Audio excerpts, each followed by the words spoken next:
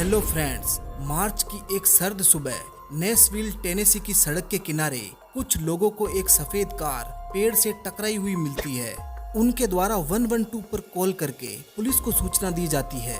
Police को car में एक औरत और एक आदमी की डेड बॉडी मिलती है।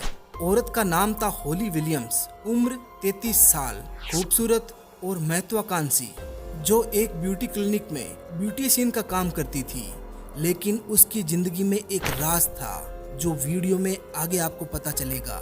हॉली की डेड बॉडी कार की पिछली सीट पर थी। पुलिस के अनुसार उसे 2 गोली, एक सीने में और एक सिर में मारी गई थी।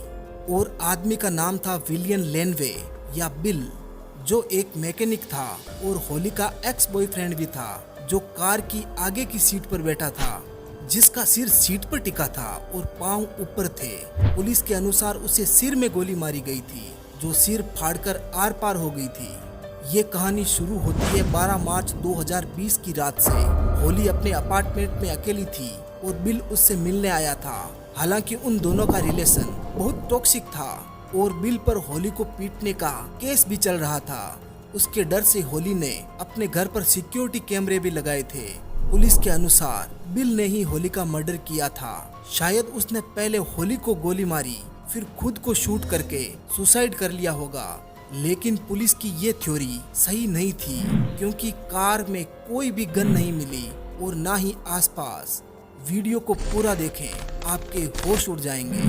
पुलिस के सामने सबसे बड़ा सवाल ये था कि ये दोनों इतने क्रूर तरीके से क्यों मारे गए। मारने वाले कातिल कौन थे। पुलिस ने जांच शुरू की तो पुलिस को हॉली के घर में लगे सिक्योरिटी कैमरे की फुटेज हाथ लगी। उस रात की फुटेज में पुलिस ने देखा कि 2 संदिग्ध आदमी हॉली के घर में घुसे थे और दोनों ने चेहरा ढक रखा था। लेकिन उनमें से एक का चेहरा फुटेज में थोड़ा दिखाई दे रहा था। एक फुटेज में हॉली चीखती चिल्लाती भी सुनाई देती है। पुलिस हैरान थी कि आखिर ये 2 आदमी है कौन और बिल और हॉली के मर्डर का मोटिव क्या है। अब पुलिस ने इस केस को अलग तरीके से जांचने की सोची और अब इस रहस्यमय केस में FBI भी इन्वॉल्व हो चुकी थी। FBI को अलग तरीके से जांच में एक लीड मिलती है।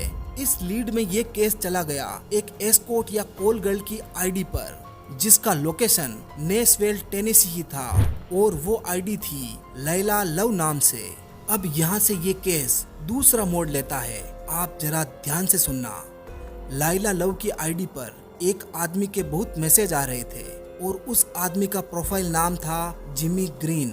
जिमी की ID से पुलिस को उसका फोन नंबर मिला। अब पुलिस सिम ऑपरेटर से जिमी की ओरिजिनल डिटेल्स मांगती है तो सिम ऑपरेटर कंपनी अपने क्लाइंट के पर्सनल डिटेल देने को मना कर देती है। FBI ने कैसे भी करके उस व्यक्ति की पहचान कर ली जो उस फोन नंबर और जिमी ग्रीन नाम के पीछे था। उस आदमी का नाम था एडम केरी और वो वही आदमी था जो हॉली विलियम्स के सिक्योरिटी कैमरे में कैप्चर हुआ था। अब पुलिस को इस केस का ब्रेक थ्रू मिल चुका था। एडम केरी अमेरिकन मरीन के स्पेशल ऑप्स का हिस्सा रह चुका था। पुलिस ये ढूंढने की कोशिश कर रही थी कि एडम हॉली और बिल को क्यों मारना चाहता था। पुलिस को जांच में ऐसा कोई कारण नहीं मिला कि एडम हॉली और बिल का मर्डर करें। लेकिन सच ये था कि हॉली के सिक्योरिटी कैमरे में दिखाई देने वाला शख्स एडम केरी ही था। पुलिस ने एडम के पिंगर अकाउंट की जांच की तो पता चला कि उसने एक आदमी को कोड लैंग्वेज में बहुत सारे मैसेज भेजे थे। उस आदमी का नाम था ब्रायन ब्रोकवे। ब्रायन भी आर्मी का हिस्सा रह चुका था। दूसरी तरफ एडम ने एक और आदमी को कोड मैसेज और डॉक्यूमेंट्स भेजे थे, जिसका नाम जेलाड पेलेड या जेल पेलेड था। वो भी आर्मी का हिस्सा रह चुका था और इजराइल स्पेशल ऑपरेशन में अपनी सेवाएं दे चुका था। आर्मी से हटने के बाद उसने एक security company spare security group खोली। अब शक के आधार पर पुलिस ने उसकी सिक्योरिटी कंपनी की ID को चेक किया तो पता चला कि उसे एक बड़ी car dealer company Charles Mount Toyota ने हायर किया हुआ था। उस कंपनी का ओनर एक 48 साल का अरबपति एरिक चार्ल्स माउंट था। जेल पेलेड के संपर्क में एडम केरी और ब्रायन ब्रोकवे भी थे, जो उसकी कंपनी के लिए सीक्रेटली काम कर रहे थे। लेकिन पुलिस को ये समझ नहीं आ रहा था कि इन लोगों का हॉली और बिल के मर्डर से क्या संबंध हो सकता है। यहाँ से केस एक ऐसा ट्विस्ट लेता है कि आपका दिमाग घूम जाएगा।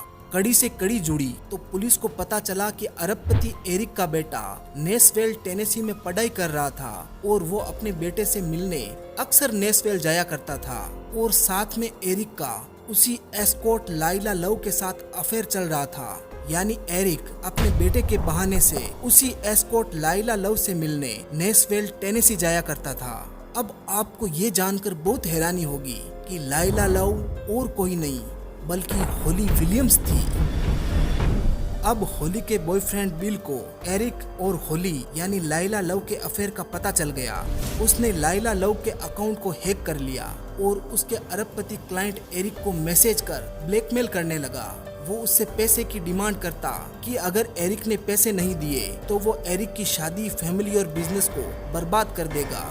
इससे एरिक घबरा गया।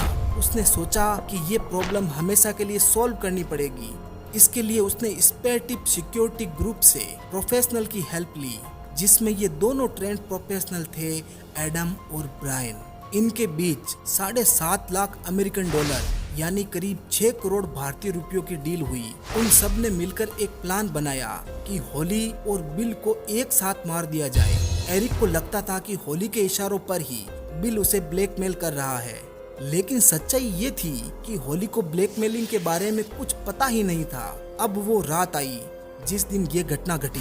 बिल के फोन को ट्रेस करके दोनों हिटमैन नेशविल होली के घर पे पहुंचे। पहले उन्होंने घर के बाहर ही पार्किंग में बिल को स्नाइपर से शूट कर दिया। फिर वो दोनों घर में घुसे और होली को किडनैप कर उसे पास ही के कंस्ट्रक्शन साइट पर ले जाया गया।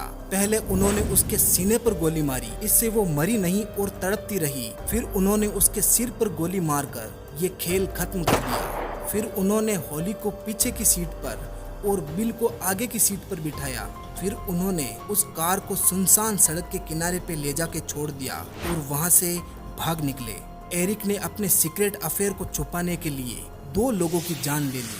होली तो ब्लैकमेल में इन्वॉल्व भी नहीं थी। उसे ये भी नहीं पता कि उसे मारा क्यों जा रहा है। 2021 में एरिक, उसके दोनों हिटमैन और सिक्योरिटी कंपनी के मालिक जेल पेलेट को गिरफ्तार कर लिया गया। 2024 तक ट्रायल चला। एरिक, एडम और ब्रायन को गैर जमानती उम्र कैद की सजा हुई और जेल पेलेट को 4 साल की सजा हुई क्योंकि वो सरकारी गवाह बन गया था। तो दोस्तों, अगर आपको ये माइंड बेंडिंग केस पसंद आया तो वीडियो को लाइक करें, चैनल को सब्सक्राइब करना मत भूलना और कमेंट में बताएं कि आपको किस पर शक था। अगली रियल केस स्टोरी के लिए बेल आइकन जरूर दबाएं। मिलते हैं अगले वीडियो में, तब तक सेफ रहें। थैंक यू, धन्यवाद, शुक्रिया।